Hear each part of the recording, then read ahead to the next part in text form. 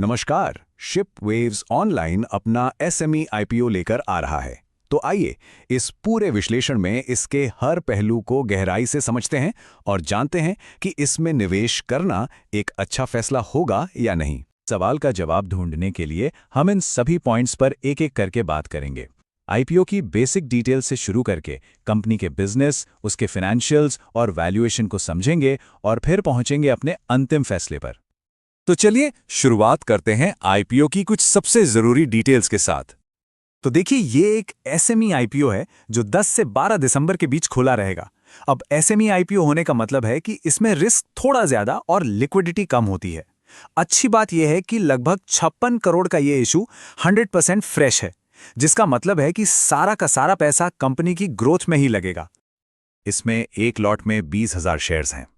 तो अगर आप इसमें निवेश करने का सोचते हैं तो मिनिमम इन्वेस्टमेंट 2,40,000 रुपए का होगा, जो कि एसएमई आईपीओज में आम बात है।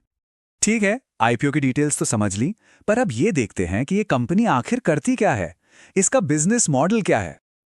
आसान भाषा में कंपनी का काम है इंटरनेशनल शिपिंग को आसान बनाना। ये एक डिजिटल फ्रेट फॉरवर्डिंग प्लेटफॉर्म है।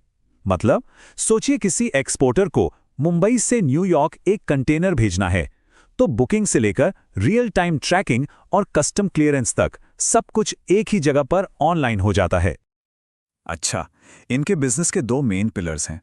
एक है इनका कोर लॉजिस्टिक्स वाला काम, जो लगभग 90 करोड़ का रेवेन्यू लाता है, और दूसरा जो काफी दिलचस्प है वो है इनका एआई बेस्ड सॉफ्टवेयर बिजनेस। ये SaaS मॉडल है जिसके मार्जिन्स अक्सर काफी बेहतर होते हैं।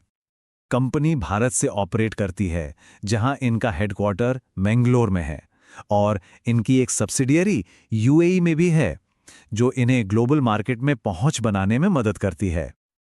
ओके, ये जानना बहुत जरूरी होता है कि आईपीओ से जो पैसा आएगा कंपनी उसका करेगी क्या। तो जैसा कि आप देख सकते हैं, पैसे का एक बड़ा हिस्सा वर्किंग कैपिटल और कर्ज चुकाने में जाएगा। ये लॉजिस्टिक जैसे कैपिटल इंटेंसिव बिजनेस के लिए बिल्कुल नॉर्मल है। इसके अलावा यूएई सब्सिडियरी में भी इन्वेस्ट करेंगे, जो फ्यूचर ग्रोथ के लिए काफी अहम है। चलिए अब आते हैं कंपनी के रिपोर्ट कार्ड पे, यानी इसके फाइनेंशियल्स पर। देखते हैं कि नंबर्स क्या कहानी बताते हैं। यहां देखिए, कंपनी का प्रॉफिट ग्रोथ जबरदस्त है। सिर्फ पिछले साल ही मुनाफा लगभग 86% से बढ़ा है। ये एक बेहद पॉजिटिव साइन है। और ये देखिए, रिटर्न ऑन नेटवर्थ 41.89%। यह नंबर बताता है कि मैनेजमेंट कितनी एफिशिएंटली शेयर होल्डर्स के पैसे पर रिटर्न कमा पा रहा है, और ये एक शानदार फिगर है। लेकिन हां, एक चिंता की बात है, इनका कर्ज डेट टू इक्विटी रेशियो 1.33 पे है, जो थोड़ा सा ज्यादा माना जाता है। खैर, अच्छी बात यह है कि आईपीओ के पैसे से कुछ कर्ज उतारा जाएगा, तो ये रेशियो थोड़ा सुधरेगा। एक और चीज, इनके ऑपरेटिंग कैश फ्लो में थोड़ी इनकंसिस्टेंसी है, पर यह लॉजिस्टिक्स बिजनेस में कॉमन है, क्योंकि यहां वर्किंग कैपिटल में बहुत पैसा फंसा रहता है। तो फाइनेंशियल्स तो ठीक ठाक लग रहे हैं, पर अब आते हैं सबसे क्रिटिकल पॉइंट पर, वैल्यूएशन। मतलब क्या कंपनी सही दाम मांग रही है और ग्रे मार्केट का क्या मूड है। देखिए, कंपनी की कमाई के हिसाब से इसका पीई रेशियो 18.12 के आसपास है। इस सेक्टर की एसएमई कंपनी के लिए ये वैल्यूएशन ठीक ठाक, या कह सकते हैं रीजनेबल लग रहा है।